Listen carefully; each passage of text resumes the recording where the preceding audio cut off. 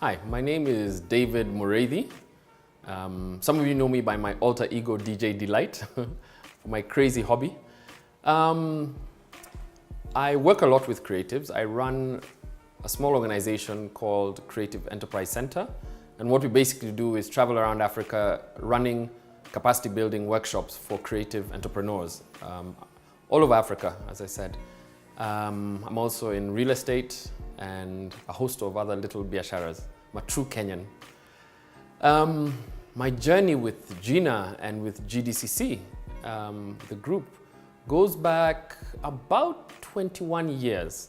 So pre-birth, while she was still working for a certain bank, I used to provide entertainment services for her and for the bank, mainly music. And so we developed our relationship that way, as a vendor, as a supplier. And when she set up, I remember very well when she set up GDCC on Lenana Road, because my office was actually just down the same road, I think half a click down the road. So we used to see a lot of each other. And a number of events took place. I can't even remember half of them. And we were supplying entertainment, mainly entertainment services and some creative services. However, I think was it 99, 2000, the big one, as I call it, happened. And I got the call that I think every event manager waits for. And Gina called me to office and said, I have a client. I wonder if you can provide services, to help me do this launch. And I said, what's the client about? Who is it, And she said, well, the company's Safaricom. And I was like, okay. We knew of Safaricom. It was just starting off. It was an offshoot of Telcom. Small company, has a lot of potential. We know different now. And that set off actually one of the biggest events that I'd ever done actually in my history of event management, which spans about 29 years. And together with Gina Din and a whole lot of other suppliers, we put together a series of launches to launch Safaricom into the market, which resulted in one big event at Carnival, which is quite memorable for those especially who attended it.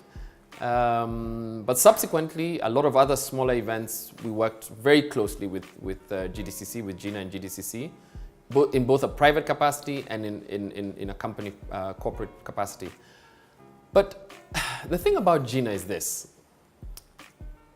she becomes your best friend. It's not about, it really blurs the line between supplier and friend.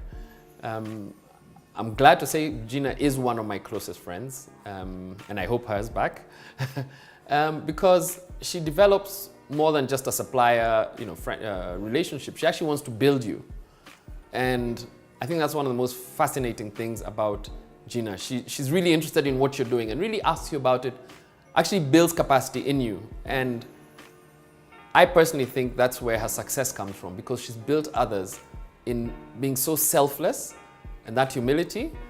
That's the definition of success. Being there for other people, So it's no surprise that Gina has a lot of clients, that people want to use her because of her skills, but also because of her personality, her humility and her giving. And I know this because I know a number of clients she's also worked with who've also spoken about her going the extra mile. And that's what they love about her. Her footprint, started from a very small office off Lenana Road and grew and grew and grew in clients, in region. And I remember, speaking with her about how she continues, in this business. And one of the things she said that's made her succeed is actually building capacity in her own employees and building people so that she can actually build herself out of the business and actually look at it from a more strategic point of view. And that's actually something that held with me up to now, and something I had to also employ in my own business, and sort of step away from the business, let it grow, let people grow within it, let people run your business, sit back, start other businesses as well. It gives you that capacity as well. And what's beautiful about it, there's a lot of young people who work at GDCC, and for me, the future of Africa the present future lies in our young people. I work a lot with young people, and the aspirations of the young generation, and sometimes it sounds a bit condescending to say the younger generation and leaders of tomorrow and stuff like that. No, it's not true. They're leaders of today, and we have to start treating them as such. But the real future of Africa and a lot of parts of the world lies with the young people. We need to invest in young people. We need to invest in education. We need to invest in access to financial services. We need to invest in mentorship, just around leadership, around morality, around value systems.